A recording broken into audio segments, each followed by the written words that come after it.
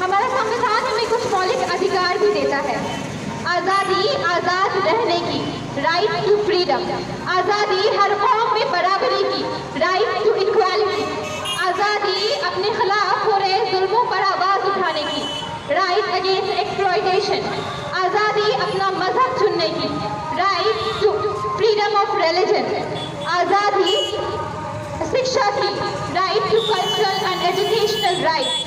आज़ादी इन सभी मौलिक अधिकारों को बचाने की, राइट टू कॉन्स्टिट्यूशनल रेमेडीज। संविधान का इतना सशक्त होना इतना आसान नहीं था।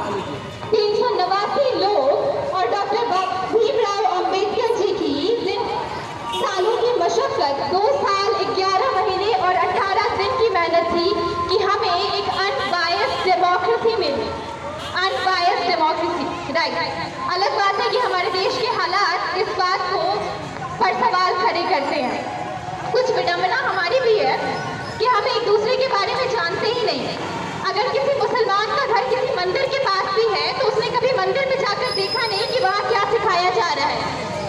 अगर किसी सनातन धर्मी का घर मस्जिद के पास है तो उसने कभी ये सुनने की कोशिश ही नहीं की कि जुमा के दिन वहाँ खुतबे में क्या बताया जा रहा है। हमें कौमी एकता की जरूरत है।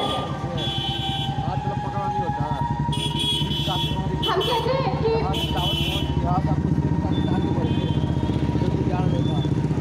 CAA, NRC और NPR जैसे कानून हमारी डेमोक्रेसी पर एक काला धब्बा है।